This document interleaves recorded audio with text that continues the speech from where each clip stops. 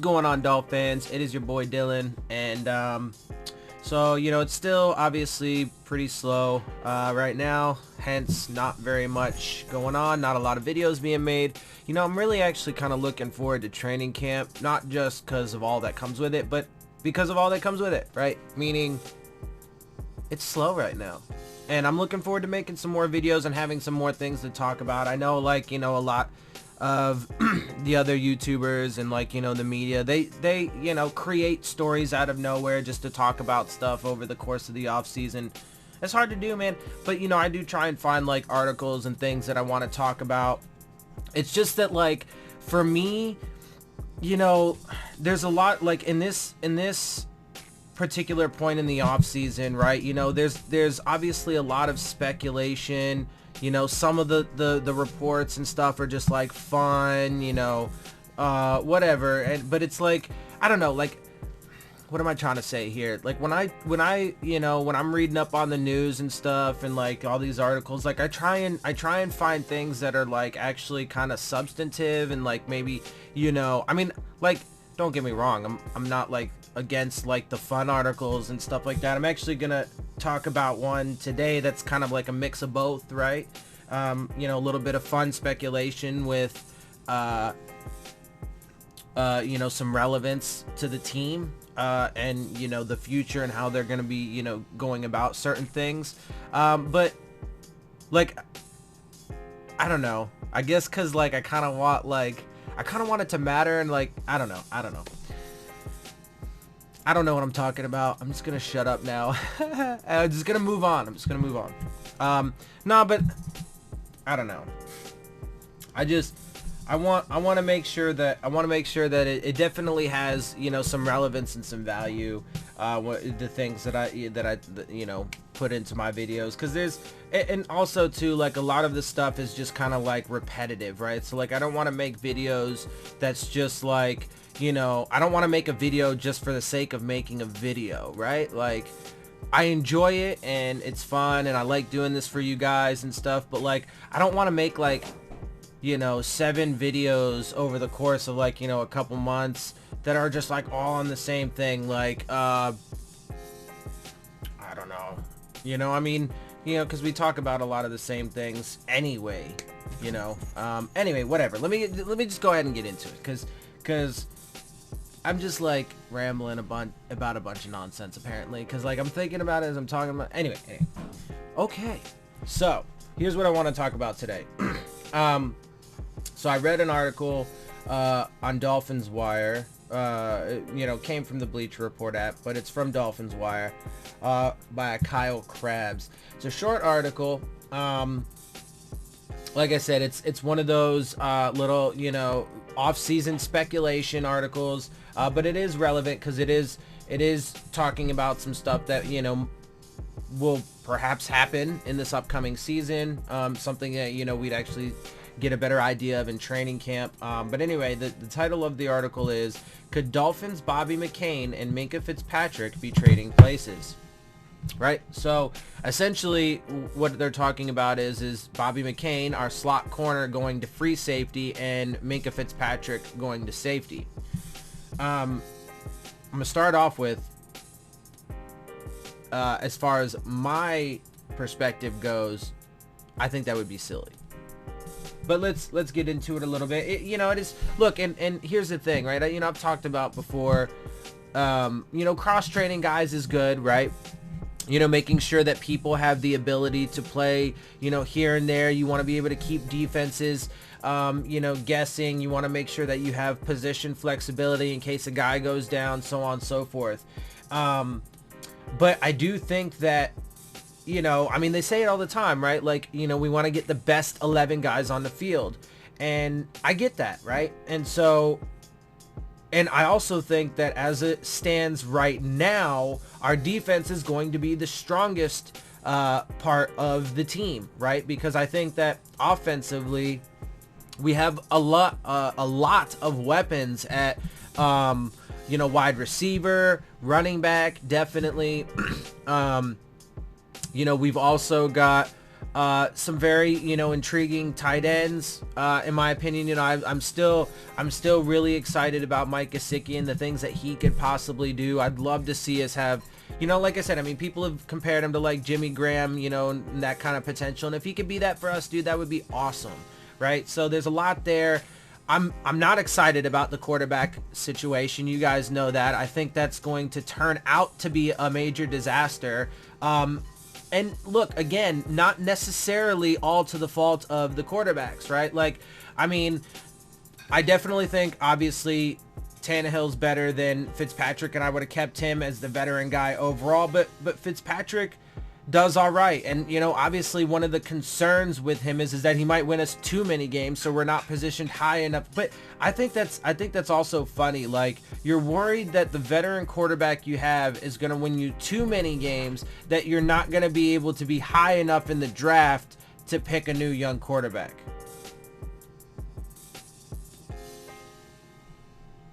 I mean, that's just mind-boggling to me, right? Like, because it like, if you want the guy to be so bad, right, that you can get that position, like, why are you making, like, why trade for Josh Rosen and give all that capital away if you want to? Anyway, we've talked about that. You guys know how I feel. Anyway, so, but with real quick on Josh Rosen, and it's not that I don't think he has, the talent or the arm strength or the ability. Again, I mean, sure, he might have his flaws as a player, and sure, he might, it's only his second year, so he still might need, more time to develop and so on and so forth, but it's going to be primarily the offensive line. The offensive line is going to kill our offense. I mean, unless they like, somehow, some way, out of nowhere, but everything so far up to this point is not encouraging, right? As far as that group goes, right? Because, I mean, just recap. We, last year, once we lost Kilgore and Sitton and stuff, our offensive line became, pretty garbage. Obviously, Juwan James, Tunsil both missed a little bit of time, and then, so it just like, I don't know, right? So, and clearly, for the past few years, we've had, at least the past few years, we've had, struggles to say the least along the offensive line. But then, off season comes, we let Sitton go, we let Juwan James go, which was huge. We've heard, talk and rumors about, Jesse Davis is moving out to right tackle because we don't know if, Zach Stirrup or Isaiah Prince are going to be able to handle it out there. That's not good. That's not good. We've also heard that, there have been reports, and obviously a lot of this, is just from like reporters and beat writers and stuff like that. It's doesn't necessarily mean anything. It's just context, right? These are just little anecdotes from people who have talked to this guy, that guy, and the other, right? So like, it's not the definitive, the jury's out on this guy. And obviously he just got drafted in this, or I'm about to talk about Michael Dieter now. He just got drafted in this year, so he needs his rookie contract to be evaluated. So I'm not placing any final decision on him now, but we've heard reports in the offseason about how, he's not coming along as fast as you might want him to, right? In the sense that we really need offensive line help. We need guys to fill in, and maybe he's not gonna be, really ready to take and shoulder that kind of a burden, right? So that's troubling. That's super troubling. And then you look, we brought in all of these, we brought in a couple tight ends like Clive Walford and Dwayne Allen, right? Guys who have historically not been, pass catchers really, but more so they have Dwayne Allen early on in his career was better in that regard and was more involved in passing and stuff like that, but certainly more now, and those guys are getting older, right? Is, they've been used blocking, and since we don't have, an offensive line really, now it's likely that we're gonna see other guys, be used in that way. So And that's honestly, I'm sorry, but that's troubling, and that spells disaster. That spells disaster. And in the draft, you know, we passed up on taking a first round offensive lineman. We could have gotten Garrett Bradbury or you know, one of the top 2 guards in the draft, but we didn't. We didn't, right? We took Christian Wilkins, who I love the kid, I love the player, so I'm not trying to take anything away from that. But we went, you know, defense and defensive line absolutely was a position of need, but it was number 2 on the list as far as I'm concerned, right? Number 1 was offensive line. And so they passed up on getting one of the best offensive linemen in the draft in a draft where 1, the quarterback class was super weak. 2, there was a major run on defensive linemen early on in the draft. So that especially to me would be like, okay, well, all the top talent is going off the board pretty quick on defensive line. We want to take a defensive lineman in round 1. Christian Wilkins looks really good, blah, blah, blah. But you know what, though? None of the offensive linemen have been taken yet. Let's get one of the top tier, if not the top tier offensive linemen, shore up that offensive line, and then come back in round 2 for a defensive lineman when you can get a second round defensive lineman, you know, second round quality defensive lineman. And now look, you got, anyway, right? And then you pick up Will Greer in the 3rd. Look, I've gone over this a million times. You guys know how I would have done the draft. But look, it's super troubling. So the offense, anyway, all of this long-winded thing to get back to the defense, right? So I think that the offense is going to be a major problem for us this year, because again, just to wrap it all up into one thing, I think that the offensive line is going to be super porous. It's not going to, I mean, super porous. Like I hate sometimes, anyway. It's going to be porous. The run game's not going to, you know, be efficient. You know, we're going to see struggles on 1st and 2nd down. We're going to see our struggles on 3rd down. We'll probably see, you know, I hope that I'm wrong about all this, but from my evaluation, this is how I foresee things happening. The offensive line is going to be porous. We're not going to have much of a run game. You're going to see running backs and tight ends and stuff a lot in blocking schemes, just to give the, you know, chance of getting to maybe the 1st or 2nd read for Fitzpatrick or Rosen, whoever's in there. And then, you know, because in large part and mostly due to the fact that the offensive line is going to be bad, and then you couple that with Ryan Fitzpatrick is just, you know, kind of an average guy. He has, you know, as a lot of people talk about, a lot of reporters have mentioned, you know, so on and so forth, he's got really high highs and then really low lows. He doesn't really have much in the middle, and so that's super problematic, especially behind a depleted and inefficient offensive line. And then Josh Rosen proved last year, his 1 year in the NFL, that if he doesn't have a good offensive line, he's gonna struggle immensely, which he did. Right? And so again, right, because that's not all his fault. His offensive line needs to do their job, but he didn't have great numbers in his rookie campaign. So anyway, getting back to the defense. So I think our defense actually is going to be the strong suit. And I think overall, you know, obviously there is going to be some mystery and some slight concern with the fact that we're kind of changing up the entire defensive scheme. So one, you need to, you know, all of the players and everything need to get the new system in. Then they need to build the chemistry and the cohesiveness. And then also too, you know, you've been building a roster where you're based off of a 4-3 scheme. And now, yes, we will be playing some 4-3, so those guys aren't going to be useless, but it is going to be a hybrid. So it's going to be a change. It's going to be different. Some guys might not be utilized as much, some guys might be utilized more, right? So we'll have to wait and see how that goes. But overall, I think that the defense is our strong suit, right? So I think that overall the defensive line is going to be okay. I really do like Christian Wilkins and Vincent Taylor and Devon Godshaw. I think Akeem Spence is still here. I'm not sure. I'd have to look at the roster. I think he is, though. So a little bit of veteran leadership there. The defensive ends I am a little concerned with. Charles Harris might be, I'm still not, I'm not ready to judge him yet. He's still on his rookie contract, so you know how I feel about that.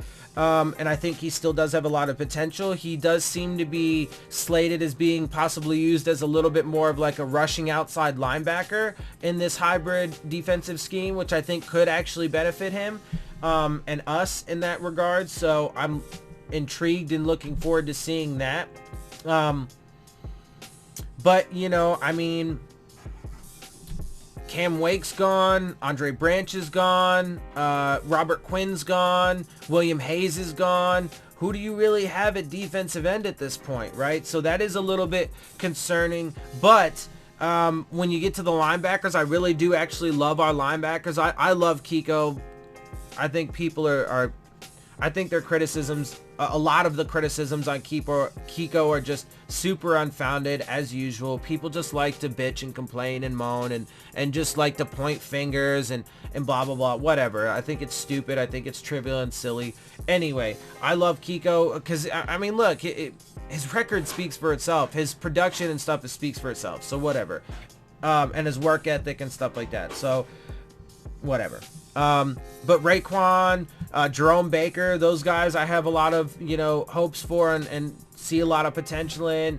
And then when you get to our secondary, it's looking pretty solid. You got, Bobby McCain, a slot corner, and then you got Xavier holding down the 1. I think Eric Rowe, as of right now, is probably going to pick up that number 2 corner, and I think he'll play admirably. I don't think he's going to be on superstar status, getting picks left and right, but I think he will be a solid complement to Xavier Howard if nobody else rises above him.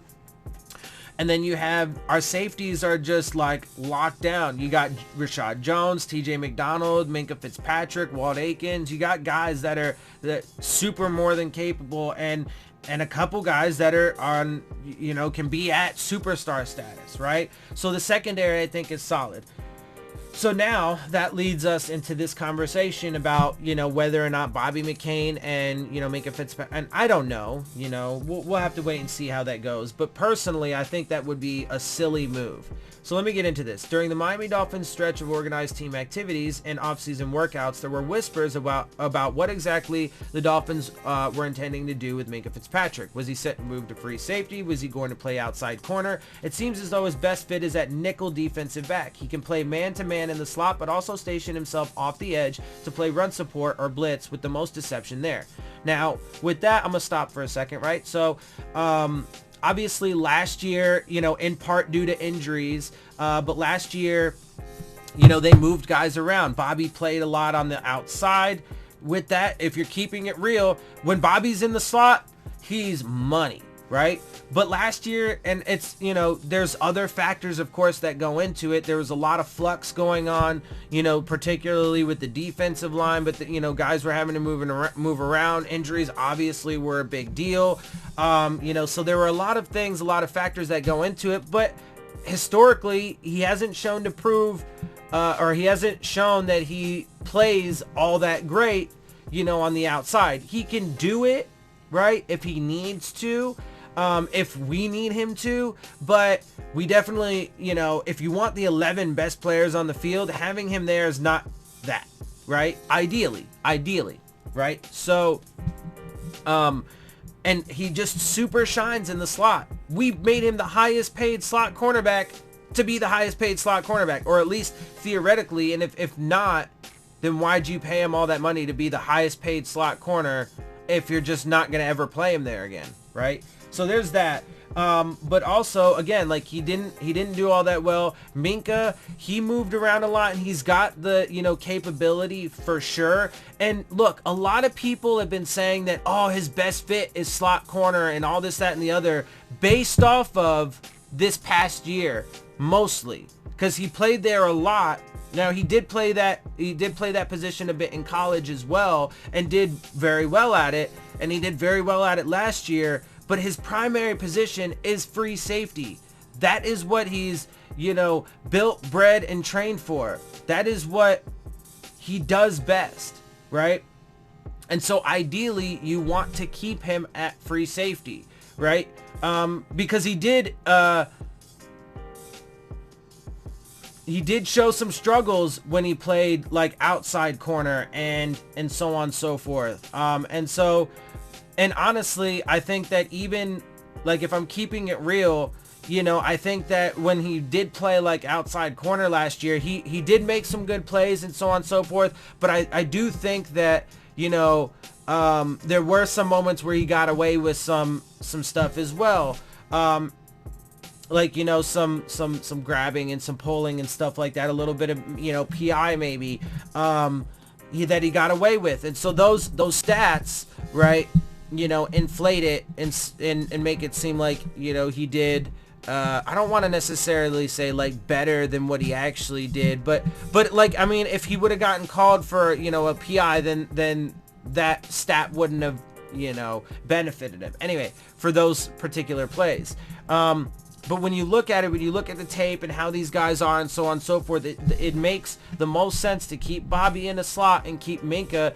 And then you have TJ McDonald and Rashad Jones, who are both strong safeties, right? That was this whole time since we brought in TJ McDonald. That's one of the big things that people have been talking about with the two of them. And a lot of the reason why people want to get rid of Rashad Jones and just let him go, right, is because they're like, everybody's like, oh, well, you have two in the box strong safeties. Why would you do that? Well, we have two strong, you know, really good in the box strong safeties. And then but we don't really have a free safety except for Minkah. He needs to play there. Bobby needs to play in a slot. Okay, anyway, continuing on. There's just one problem. Cornerback Bobby McCain is pretty darn good in the nickel too. Go back and watch his 2017 season when he was tasked with playing inside, and it doesn't take long to see he's much better suited there than outside. That is absolutely a fact. Because like I said, he has shown, just based off of, you know, what he's put on tape, you know, his history, his record, his track record here, the body of work, he plays phenomenally in the slot. He does just kind of average on the outside, right? And so that's what I'm saying. Like, we know Xavier's gonna lock one spot down. We know that, or we don't know, but realistically, Eric Rowe will probably be at that other one. And Eric Rowe, I would say, is probably going to play better at that outside cornerback spot than Bobby McCain would. That's a little bit of speculation, but I think that's a reasonable assumption. And so if you have your two outside cornerback spots locked up, if you have your strong safety spot locked up, and then if you have your free safety spot locked up with the only guy that you know can really effectively play in that position, and then you have a guy that you know is phenomenal at the slot, unless there is some like extenuating circumstance in which you have to, because of like injuries or something. I mean, in training camp, yeah, sure, or whatever, of course, you know, cross-train guys just in case. But when it comes to game time and serious stuff, if they're playing Bobby McCain at free safety and Minkah in the slot, I don't know, maybe Bobby will surprise me, but I'm pretty sure he's going to get exposed, right? And probably pretty bad. I'm just, you know, I'm just keeping it real, right? So, I don't know. It doesn't make sense to me, but we'll see what happens. So what is the solution? You can't have two primary nickel defenders, and things get very messy when you force one of them to the outside. Exactly, right? So, I mean, anyway. Minkah has the skills to play there, but isolating him in coverage diminishes so much of the versatility the Dolphins are hoping to weaponize with Fitzpatrick. We may have our answer if the latest breadcrumbs are any indication. Omar Kelly of the Sun Sentinel dropped this nugget on Twitter this past week as far as the Dolphins' plans for Minkah and Bobby. Now, anything that Omar says, take with a grain of salt and a shot of penicillin just to be extra safe. Look, man, I mean, you guys, if you've seen my videos, you know how I feel about Omar Kelly. There are some times where, like, I agree with him because he says the most, like, enlightened sounding things, right? Like, he points out things that a lot of other people won't point out. But then, like, he'll say some other shit that, like, completely contradicts it and, like, makes him sound like a fucking fool. And it's ridiculous. Anyway, but, Yeah, so he put this out. Fitzpatrick is playing the slot. I think McCain is a free safety now. It's a fluid situation. If I say more, I get some nasty phone calls or texts. Yeah,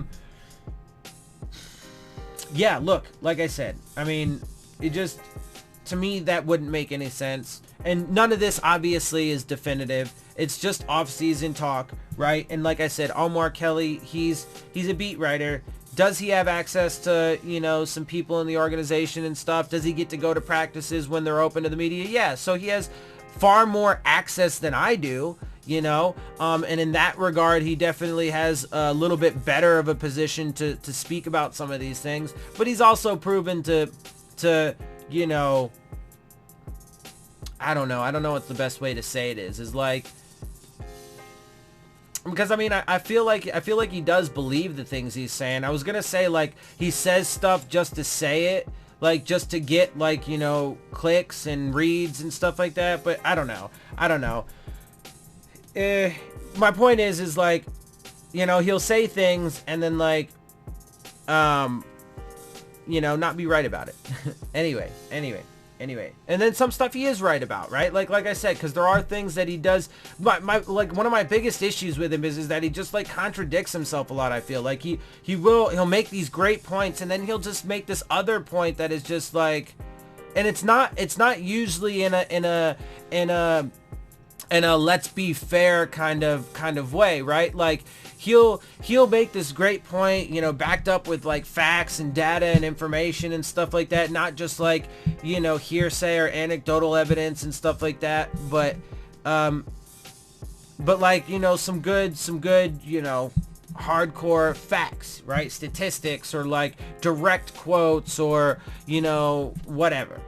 And then, god damn it, man, he just, like, he makes like an impassioned argument for something that is completely contradictory to what he just said, right? So it's not like, and to be fair, there's this, but he's like, he makes the point of, like, you know, blah blah blah blah blah, you know, this, that, and the other, and that point might be great, and then he'll be like, blah blah blah blah blah, this, that, and the other. And that point, like, completely contradicts the first one, but he'll say it as if they're, like, mutually exclusive and can exist at the same time. Anyway. So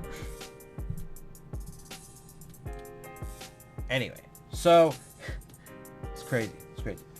This is, so continuing on. This is pretty interesting development for the back end. McCain has good speed and his range can make sense in a free safety role. Stop. He's also shorter. He's not the tallest guy, right? And again, in a position, like, I would say that outside boundary corner is a lot closer to free safety than slot corner is. So if you're comparing those, and if you were trying to predict how a dude would play as a free safety, based off of the cornerback position that they play now, I would say that, personally, I would probably rather take a guy who is an outside corner. Obviously, you want to make sure that the dude, you know, has good hips and fluidity, and you know, at worst has good, you know, catch-up speed, make-up speed if he doesn't have, you know, flat-out direct speed, right? But I personally think that, you know, it probably would make a little bit more sense to have a boundary corner switch over. But at the same time, though, you know, the safety position and the cornerback position, while they're both in the secondary and they, you know, do interchange a bit, they are kind of, you know, they are pretty different in some major ways, right? Because, you know, safeties don't generally, you know, cover guys. I mean, I know they do play man-to-man sometimes, but usually when they do, it's going to be a running back or a tight end, not an actual receiver, right? Now, those guys might be used, obviously, in the passing game, but they also don't play press man like corners do, right? It's just different, right? And then speed is a lot more like flat line speed is more important, I think, at safety than makeup or catch-up speed. I I don't know. It just, we'll see how that goes. Anyway, so I'm telling you, I personally, my perspective is that if McCain was back there, he would get exposed in ways that Minkah certainly wouldn't. Let's see. What's even more important is what the Dolphins' base personnel can look like if the team ultimately trades Reshad Jones before the start of the season. Miami can play McCain and Fitzpatrick as the team's free and strong safeties simultaneously. All right, real quick, just on Reshad Jones. I want to see Reshad Jones stay here. You guys know how I feel about that. I would like to see him retire as a Dolphin. I wouldn't be like super upset if he did get traded, because I do understand there are some points to be made on that side of the argument. The only thing is I would want to make sure that they obviously get fair compensation. I'm not too confident in the Dolphins' ability to do that personally. And then, you know, to me also, like, if you do want to get rid of him because of salary cap issues, because, you know, of his injury concerns with like his shoulders, because you know, maybe you're concerned with the fact that, you know, he pulled himself out of that one game, whatever, dude, I don't care, whatever it is, just let the, if anything, if you can't get a trade partner where you're gonna get, you know, and okay, so let me put, what would I want for Reshad Jones? Probably, is it going to be a first or a second? No, but I would say probably nothing. I would say probably somewhere between a third and a fifth. And then, you know, obviously, like, if it's a fifth, maybe like a, you know, 2 fifths, or like a, you know, fifth now and like a seventh, I don't know, whatever. You know, maybe add something on to that, like if it's like a fifth and a fifth and a sixth, or a fifth and a seventh, right? Something like that. Like it's got to be, it's anyway. I'm not in the personnel department of any organization, so, you know, I don't know how a lot of that works. I'm just a fan, you know, doing the best I can and whatever. So that's what I think. That's how I feel about that. And anyway, so let's keep going. And then, so, you know, look, I mean, I would like to see Reshad Jones stay around, but and then just if not, then just let his contract run out, right? Because I think he's only got, you know, after this year, I think he's only got like 1 more year on it or something like that, two maybe. And so then just let it run out. You know, if you can't get fair and adequate compensation for him, let it run out, and then just let him become a free agent. Because as of right now, the strong safety position, like, to me, if you trade him away, and especially if you don't get like fair compensation, then that's just another example to me of creating a hole that you don't need, right? Because right now, strong safety is about as locked up as it could be with Reshad Jones and TJ McDonald. You only have one legitimate free safety on your team, and that's Minkah Fitzpatrick. But the safety position at that point is pretty locked up, and then your cornerback situation is pretty locked up. It just seems counterintuitive and counterproductive to me to be like, oh, we're just going to get rid of this guy who secures up a spot, you know, on the team. If we get rid of him, it creates a little bit more of a question mark, maybe not necessarily for the starter conversation, but certainly when you get into the depth conversation, right? And then that forces you to have to then move guys around when it wasn't needed before, right? So yeah, let's see. And when Miami needs to get into sub packages, they could bring TJ McDonald on the field and roll either McCain or Fitzpatrick down into the slot on any given rep to keep opposing offenses guessing. Yeah, I don't like the idea of McCain being the free safety and Fitzpatrick as the strong safety. I don't. Because McCain is a slot corner, Fitzpatrick is a free safety. You have two strong safeties, really, really good, thumping, strong safeties on the team. Anyway, see, this is one of those situations to me where, like, it's frustrating because I feel like human beings just like to complicate things. And again, I try not to get into too much politics on this, but it's another, it's prevalent in politics and society, in the world in general, man. Like, people just like to overcomplicate things, and I don't get it. We're super, we like to overcomplicate things. We let our emotions override logic and reason. We're super, self-destructive. Like, people are frustrating, man. Anyway, keeping the topic though. This will be a situation to monitor closely in July when team kicks off training camp. So obviously it'll be intriguing to see how that goes, and obviously even if training camp comes around and McCain is playing at safety or whatever, that's not any indication, again, that that's necessarily, that's what's going to happen in the season. They could be just cross training. It depends. I mean, if you see McCain like playing there, like primarily, like if he doesn't take any reps hardly at slot, that might, and Minkah in the slot, then maybe. But if it's kind of like a split, like an even split, or they're playing in their primary positions regularly, and then occasionally McCain goes to safety and Fitzpatrick to slot, then all of that does say something, but it's not, none of it is really 100% definitive, right?